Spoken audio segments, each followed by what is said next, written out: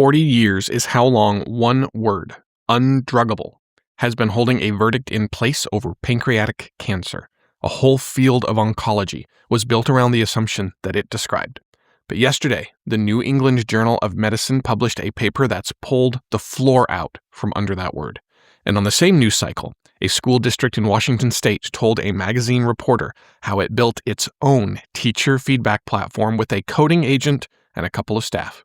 Two stories that don't look related until you look at the layer underneath them. All right, let me walk you through the day.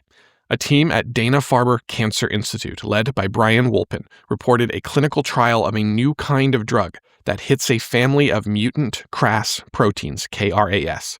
KRAS sits at the center of how cells decide to grow.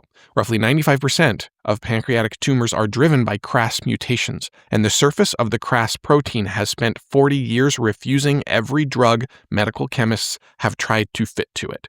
That's why the word undruggable stuck. The protein has no obvious binding pocket, no place to seat a key. 40 years of trying, 40 years of failing.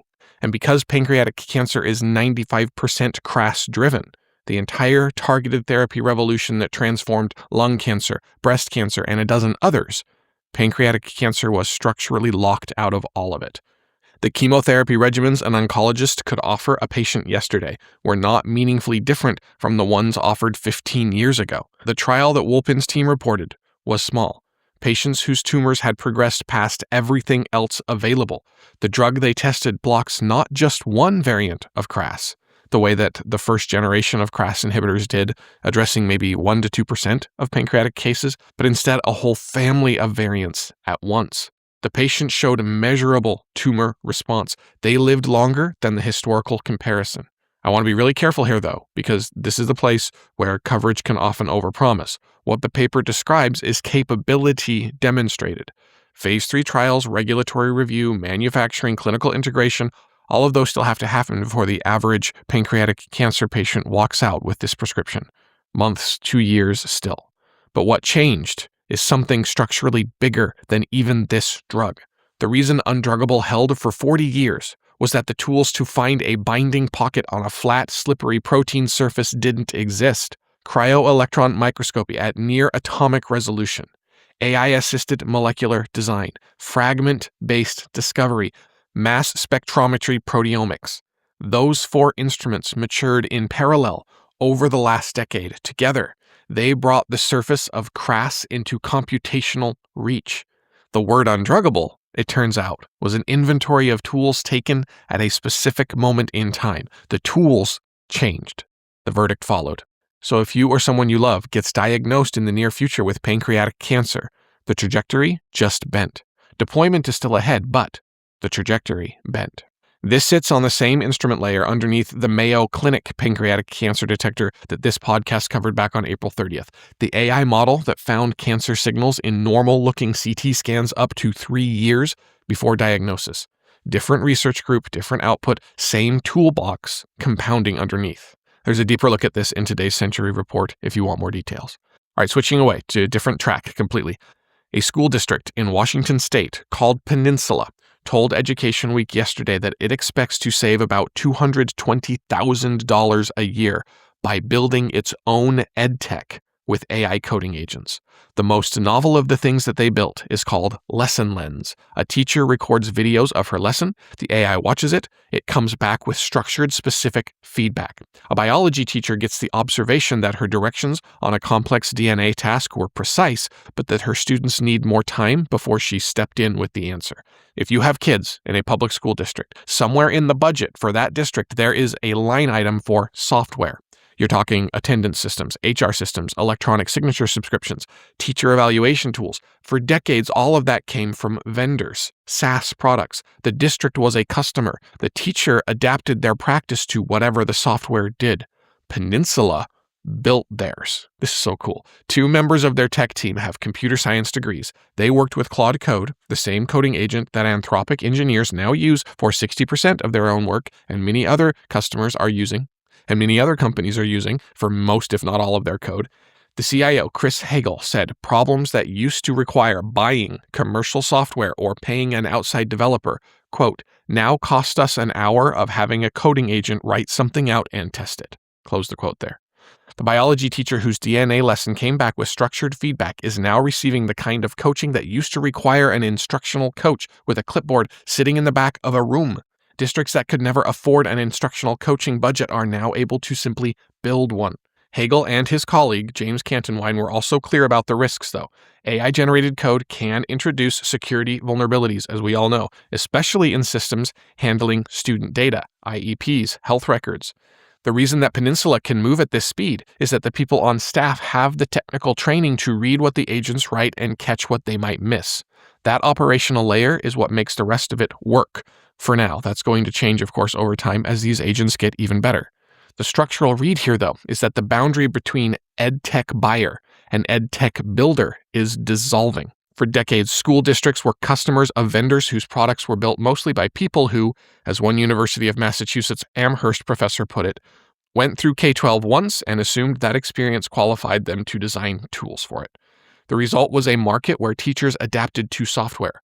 AI coding agents are turning that into a question of whether a district has the capacity to specify and ship what it actually needs, and that capacity threshold has dropped sharply enough that one or two technically capable staff can occupy ground that used to require a vendor, an expensive vendor, and a procurement cycle. Trace this forward, and the gap between what a teacher imagines on Monday and what runs in his classroom by Friday is collapsing. EdTech may turn out to be one of the first sectors where the vendor relationship that defined 20th century institutional software gives way to something closer to simple local craft work. Educators making the tools they teach with. And this is happening across many different fields right now. People are learning that they can build their own tools. They can cover the gap between what used to require very expensive software and their own needs and customize it to what they want to build. It's an incredible time to be alive. Next story here, a smaller story that I want to make sure you hear because of where it points. A team at the University of Minnesota, Mikhail Elias and Rakesh Sikdar, published in the Journal of NPJ Biofilms and Microbiomes a way of preventing periodontal disease that does not involve killing bacteria. Periodontal disease is the bacterial gum disease that affects roughly half the adult population worldwide. It is increasingly linked to cardiovascular disease, diabetes complications, and Alzheimer's risk through inflammatory pathways. The bacteria in your mouth, there are about 700 different species of them, talk to each other through small chemical signals. The Minnesota team used specialized enzymes to interrupt that conversation. The bacterial community got reshaped while staying alive. Healthy species expanded. The pathogens linked to gum disease, what dentists call the red complex, declined. Now stay with me on what makes this different. For most of medicine's history, the response to bacterial disease has been kill the bacteria. Antibiotics, antimicrobial mouthwashes, disinfectants. That approach gave us the antibiotic resistance crisis on one side, and the recognition of the microbiome's role in human health on the other, leaving clinicians inside a contradiction. The same intervention that controls a pathogen disrupts the bacterial communities the body also depends on. Editing the conversation while leaving the cells alive opens a different surface entirely. The community shifts toward health without selecting for resistance and without removing the bacteria diversity that supports normal function. The researcher said directly that this is a proof of concept extending beyond the mouth. Inflammatory bowel disease, for example, certain cancers, autoimmune conditions, metabolic syndromes, all involve the same kind of microbial imbalance the same enzyme engineering toolkit can, in principle, address. So if you've ever been on a course of antibiotics for one infection, most of us have, and then dealt with the cascade of secondary problems that came with wiping out everything else, then the next generation of intervention is being designed around guiding the ecosystem rather than destroying it. Okay, let's shift away. I want to step into some of the harder material from yesterday, and there was unfortunately a lot of it. Cloudflare announced its first mass layoff in the company's 16-year history. About 1,100 people, 20% of its workforce. The CEO, Matthew Prince, made the announcement on the same earnings call that posted $639.8 million in Q1 revenue, the largest single quarter in company history, up 34% year over year. He told investors the cuts reflected AI productivity gains the company first noticed in November. Internal AI usage up 600% over 3 months. Virtually all R&D using their workers' vibe coding feature. And this is the line here. 100% of code Cloudflare ships is now reviewed by autonomous AI agents. Cloudflare joins the list that now includes Meta, Microsoft, Amazon, Oracle, and others, companies posting record revenue while cutting headcount and naming AI as the cause. So obviously what makes this different from prior tech layoff waves is that explicit framing of AI here. Prior cycles cited cost discipline, post-COVID overhiring, for example, interest rate compression, but this wave names AI capability as the primary cause, with revenue growth specifically cited as evidence that the cuts are not about financial pressure. Most coverage of yesterday's news will stop right there. AI displaces workers, story over. But no, I want to push past that because there is more to yesterday's material worth your attention. Let me show you why. Let's start with a different story from yesterday that shows the asymmetry in how these restructurings land. A group of Oracle employees laid off in late March, somewhere between 20,000 and 30,000 people, organized a public petition asking for severance terms comparable to what Meta, Microsoft, and Cloudflare itself had offered. Oracle's terms: 4 weeks of pay plus 1 week per year of service capped at 26 weeks. No acceleration of unvested stock. So for some of the long-tenured engineers, that meant forfeiting RSUs that made up to 70% of their compensation. One employee lost roughly $1 million in stock 4 months from vesting. Workers classified as remote in states without their own advance notice protections discovered they didn't qualify for the federal WARN requirement. Oracle simply declined to negotiate. And now you have 2 clocks running here. One is the clock of corporate revenue, which is going up. The other is the clock of aggregate employment, which is detaching from it. The Cloudflare CEO, when asked by an analyst yesterday how deep these cuts went, said, "Just because you're fit doesn't mean you can't get fitter." That is the language of one of those clocks talking past the other. Also yesterday, in the same news cycle, a California proposal for a state jobs guarantee specifically aimed at workers displaced by AI was put forward. This is a long shot politically. The reason it surfaces alongside the Cloudflare and Oracle stories in this episode is that it names the same gap, but from a policy direction. Across the last 18 months, the Century Report has been tracking the same gap from all these different directions. Ireland's permanent artist basic income, OpenAI's own paper proposing public wealth funds, the universal high income frameworks that many people are talking about, including people like David Shapiro, Peter Diamandis, and others. What this is actually pointing at is that the production gains AI is generating are decoupling from the labor input that used to generate them. And the response architecture for distributing those gains is being assembled on a separate clock. The pieces aren't all in place, but the components are visible. The standing for laid-off workers to collectively ask for the equity stakes that match their tenure. The state-level policy proposals naming the gap. The frontier lab papers proposing redistribution architecture. None of those existed just a few years ago, but all of them exist now. The displacement is real, of course. The infrastructure being built around it, though, is also real. Prince said on the call that he expects 2027 headcount at Cloudflare to exceed any 2026 level.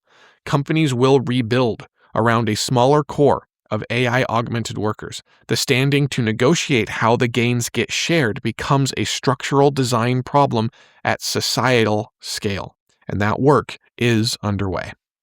All right, shifting away again here. One more story from yesterday's news cycle. 2 procurement decisions made on this from opposite sides of the same global supply chain came to opposite conclusions. Evergy is a Midwestern utility, 1.7 million customers across Kansas and Missouri.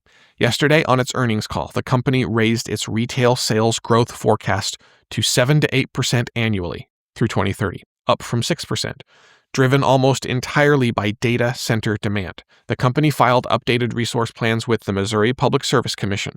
The plan adds 4.7 gigawatts of new gas-fired generation by 2044. It cancels 2.4 gigawatts of previously planned wind. It cuts planned solar from 2,415 megawatts down to 465 megawatts. That's more than an 80% reduction. The plan delays scheduled coal plant retirements.